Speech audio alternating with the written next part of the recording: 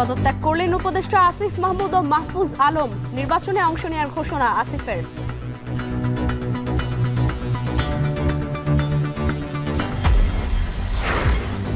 কাল সন্ধ্যা ৬টায় নির্বাচন ও গণভোটের তফসিল ঘোষণা। নির্বাচনী প্রস্তুতি রাষ্ট্রপতিকে জানালেন সিইসি। সব ধরনের সহায়তার আশ্বাস। রেল সেতু ব্যবহারের চার্জ আরোপে ২০ ডিসেম্বর থেকে বাড়ছে পূর্বাঞ্চল রেলের টিকিটের দাম। ৫ থেকে ২২৬ টাকা বাড়তিতে আগাম বিক্রি শুরু। এবং ইউনেস্কোর অপরিমেয় সাংস্কৃতিক ঐতিহ্যের স্বীকৃতি পেল টাঙ্গাইল শাড়ি বুনন শিল্প। খুশি টাঙ্গাইলের তাঁতিরা। উৎপাদন ও বিপণন ব্যবস্থা উন্নয়নের দাবি।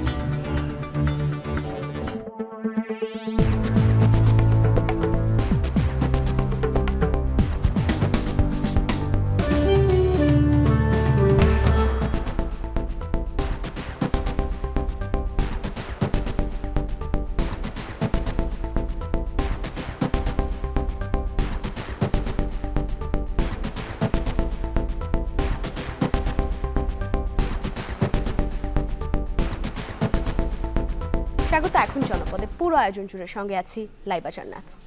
আগামীকাল সন্ধ্যা ৬টায় ত্রয়োদশ জাতীয় সংসদ নির্বাচন ও গণভোটের তফসিল ঘোষণা করা হবে বলে জানিয়েছেন নির্বাচন কমিশন সচিব আখতার আহমেদ।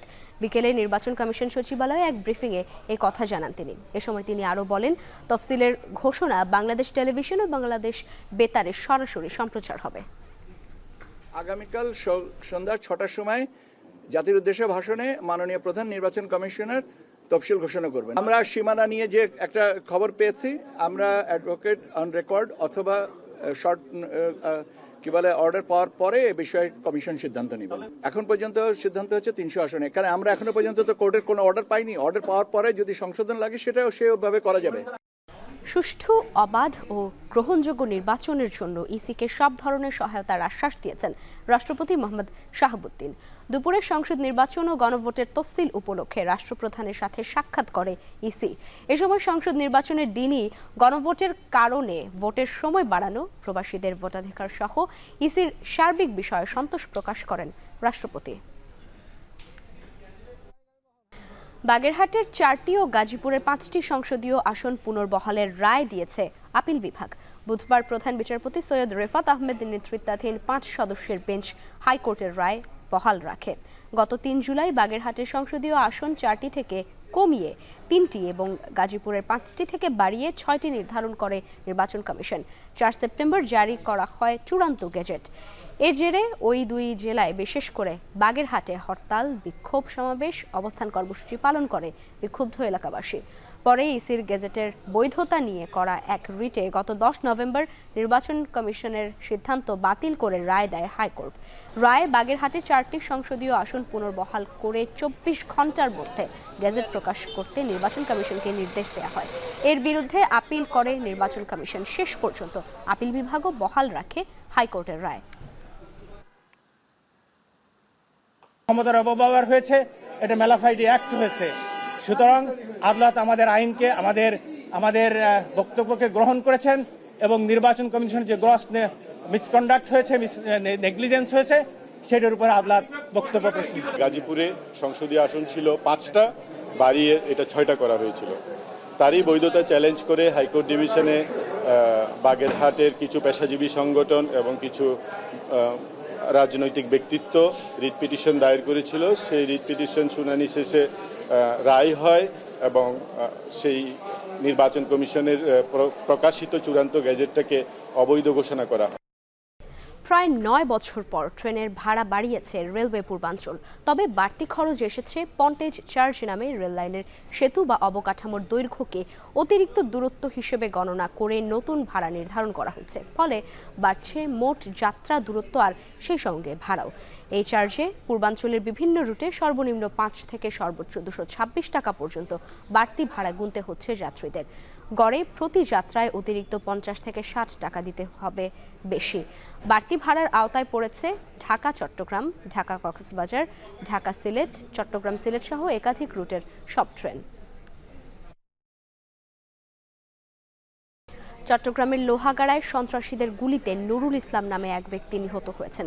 ভোরে উপজেলার বড়হাতিয়া ইউনিয়নের ৭ নম্বর ওয়ার্ডের চৌধুরী পুকুরপাড় এলাকায় এই হত্যাকাণ্ড হয়। নিহত নুরুল ইসলাম বড়হাতিয়া ইউনিয়ন ছাত্র শিবির সভাপতি মোহাম্মদ শফিকুল ইসলাম মাসুদের বাবা। পুলিশ জানায়, নুরুল ইসলাম পেশায় একজন সিএনজি অটোরিকশা চালক। ভোরে তিনি যাত্রী আনতে যাওয়ার পথে সন্ত্রাসীরা তাকে লক্ষ্য করে গুলি ছোড়ে। এ সময় গুলিবিদ্ধ হয়ে লুটিয়ে পড়েন তিনি। পরে তাকে উদ্ধার করে স্থানীয় হাসপাতালে নিলে চিকিৎসক মৃত ঘোষণা করেন। এই ঘটনায় দ্রুত সন্ত্রাসীদের আইনের আওতায় আনার দাবি জানিয়েছে নিহতের পরিবার ও স্থানীয় জামায়াত নেতারা। সন্ত্রাসীদের ধরতে পুলিশের কার্যক্রম চলমান রয়েছে। বিএনপি চেয়ারপারসন বেগম খালেদা জিয়ার রোগ মুক্তি ও দীর্ঘায়ু কামনায় সাভারে অনুষ্ঠিত হয়েছে কোরআন খতম ও দোয়া মাহফিল।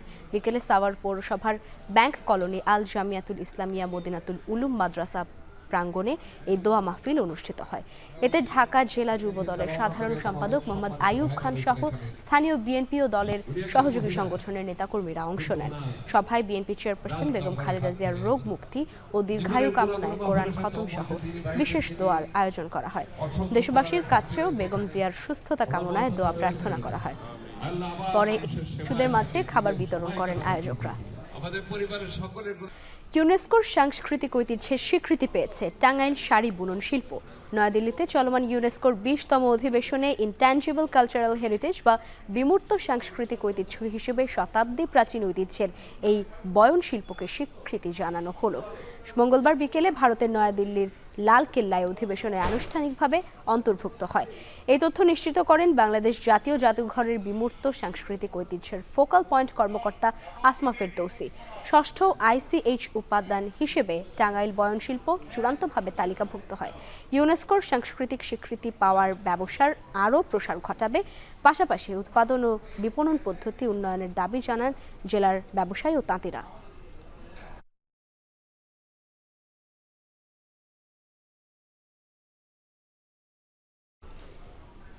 পদত্যাগ করলেন উপদেষ্টা আসিফ মাহমুদ ও মাহফুজ আলম। রাষ্ট্রীয় অতিথি ভবন যমুনার সামনে বিভিন্ন বিষয়ে কথা বলছেন প্রধান উপদেষ্টার প্রেস সচিব শফিকুল আলম। আমরা সরাসরি যাচ্ছি সেখানে। ফেব্রুয়ারিতে যে নির্বাচন হচ্ছে সেই নির্বাচনের তফসিল ঘোষণার সাথে সাথে কার্যকর হবে। আপনারা হয়তো জেনেছেন যে এটা কালকেই সম্ভবত তফসিল ঘোষণা হচ্ছে। জুলাই গণ অভ্যুত্থানের সম্মুখ সারিতে থেকে নেতৃত্ব দেয়া এই দুই ছাত্রনেতার পদত্যাগপত্র গ্রহণের পর প্রধান উপদেষ্টা তাদের ভবিষ্যৎ জীবনের মঙ্গল কামনা করেন। তিনি বলেন, আমি কোট অভ্যুত্থানের নেতৃত্ব দিয়ে তোমরা যেভাবে জাতিকে ফ্যাসিবাদী শাসন থেকে মুক্তির পথে অবদান রেখেছ তা জাতি মনে রাখবে। আমি বিশ্বাস করি ভবিষ্যতেও গণতান্ত্রিক উত্তরণ ও বিকাশে তোমরা একইভাবে সক্রিয় ভূমিকা রাখবে। প্রধান উপদেষ্টা আরও বলেন, আজ একটি ঐতিহাসিক দিন। প্রধান উপদেষ্টা আরও বলেন, এটাই আমার কোট, আজ একটি ঐতিহাসিক দিন। অন্তর্বর্তীকালীন সরকার সবসময় তোমাদের অবদান স্মরণ করবে। আমি তোমাদের সুন্দর ও শুভ ভবিষ্যৎ কামনা করি। এত অল্প সময়ে তোমরা জাতিকে যা দিয়েছ তা জাতি কখনো ভুলবে না। তিনি বলেন, এটি একটি রূপান্তর মাত্র। আমি আশা করি আগামীতে বৃহত্তর পরিমণ্ডলে তোমরা আরো বড় অবদান রাখবে।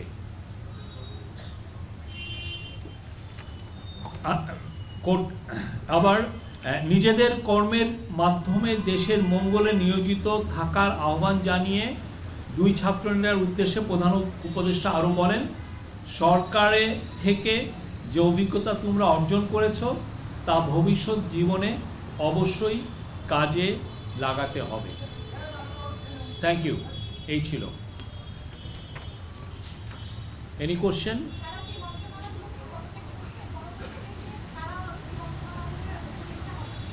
এই বিষয়টা পুরোপুরি প্রধান উপদেষ্টার এখতিয়ার। প্রধান উপদেষ্টা উনি এই বিষয়ে ডিসিশন নেবেন, আপনারা অতি শীঘ্রই জানতে পারবেন।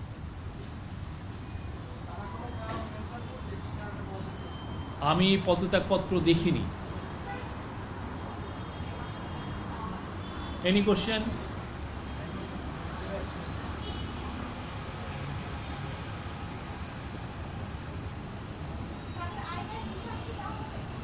এগুলো আপনারা ওনাদেরকে যখন ওনাদের সাথে কথা বলবেন আপনারা ওনাদের সাথে এই বিষয়ে আলাপ করবেন। এতদিন নির্বাচন নিয়ে নানা কথাবার্তা ছিল, নির্বাচন হবে না, কিন্তু আমরা যেভাবে দেখতে পাচ্ছি যে নির্বাচন আগামীকালকে, যদি আপনি যেমনটা বলছিলেন যে আগামীকাল নির্বাচন তফসিল ঘোষণার কথা রয়েছে, সার্বিকভাবে আপনি বিষয়টিকে কীভাবে দেখছেন? এই যে এত জল্পনা কল্পনা, নানা জনের নানা কথা, নির্বাচন আদৌ হবে কিনা, কিন্তু আপনারা আমরা সরকারের তরফ থেকে সবসময় একই কথা বলছি, নির্বাচন ফেব্রুয়ারির প্রথমার্ধে হবে আমাদের সরকার বলছে। এবং আমরা যখন গ্রামে বা বিভিন্ন ডিস্ট্রিক্ট টাউনে যাই আমরা দেখেছি সেখানেও নির্বাচনের জোয়ার বইছে। কিন্তু সমস্যা হয়েছে যে কিছু কিছু তথাকথিত কমেন্টেটর যারা ইউটিউবে বা বিভিন্ন টিভিতে বসে এই কনফিউশনগুলো ছড়িয়েছে, হ্যাঁ, তাদের মধ্যে তথাকথিত কিছু সিনিয়র সাংবাদিকও আছেন, তারা প্রতি মুহূর্তে এই কথা, এতে হয়তোবা আমরা দেখেছি যে এতে ওনারা হয়তোবা কিছু এক্সট্রা কিছু ভিউ পাচ্ছিলেন সেই। কিন্তু আমরা কিন্তু প্রথম থেকেই বলছি নির্বাচন ফেব্রুয়ারির প্রথমার্ধে হবে এবং এই বিষয়ে চিফ অ্যাডভাইজার সবাইকে প্রস্তুতি গ্রহণের কথা বলেছেন। আপনি দেখেছেন যে সব ধরনের প্রস্তুতি এই গভর্নমেন্ট নিচ্ছে। আজকে উনি সারা বাংলাদেশের যত ইউএনও আছে তাদেরকে উনি তাদেরকে উদ্দেশ্যে উনি অ্যাড্রেস করেছেন। উনি নির্বাচনের গুরুত্ব আবারও বলেছেন এবং এটা যে ঐতিহাসিক এবং স্মরণীয় নির্বাচন এই বিষয়ে সবাইকে বলেছেন যে এই বিষয়টা খেয়াল রাখতে হবে। একটা প্রশ্ন হচ্ছে, আনা ভোটের বিষয়ে আপনারা বলেছেন যে ব্যাপক প্রচার প্রচারণা চালানো হবে, কিন্তু আমরা এখনো পর্যন্ত সেভাবে যে গ্রামে গঞ্জে লোকজন জানতে পারছি যে এটা কি বিষয়, প্রচারণা কি শুরু হয়েছে নাকি? আমরা অলরেডি অনেক জায়গায় প্রচারণা দেখছি, মানুষের মধ্যে অনেক বেশি অ্যাওয়ারনেস, মানুষ জানতে পারছে আসলে হা না ভোটটা কি, এটা যে একটা প্যাকেজের মধ্যে আপনি যেটা প্যাকেজটাকে হা বলছেন আর যেটা আপনি যদি না এটাকে প্যাকেজটা যদি না নিচ্ছেন তাহলে না নিচ্ছেন, এটা আমরা আমি নিজে চায়ের টেবিলের আড্ডায় যে আমি গত শুক্রবার মাগুরায় গিয়েছিলাম দেখেছি এটা নিয়ে ডিসকাশন হতে। বাট আমাদের তরফ থেকে, গভর্নমেন্টের তরফ থেকে, গভর্নমেন্টের কালচারাল মিনিস্ট্রি, তথ্য সম্প্রচার মিনিস্ট্রি এবং অন্যান্য গভর্নমেন্টের যত উইং আছে প্লাস ইলেকশন কমিশন, তারা এই বিষয়ে বিপুল উদ্যমে আমি বলবো যে তারা প্রচারণা চালাবেন। আমরা আশা করছি বাংলাদেশের প্রত্যন্ত অঞ্চলে যারা থাকেন তারা পর্যন্ত সবাই জানতে পারবেন এই গণভোটটা কীভাবে, কী কারণে করা হচ্ছে। সাংবাদিকদের সঙ্গে কথা বলছেন প্রধান উপদেষ্টা প্রেস সচিব শফিকুল আলম। আমরা সরাসরি যুক্ত ছিলাম সেখানে। আর এই ছিল এখন জনপথে। ধন্যবাদ সবাইকে সঙ্গে থাকার জন্য।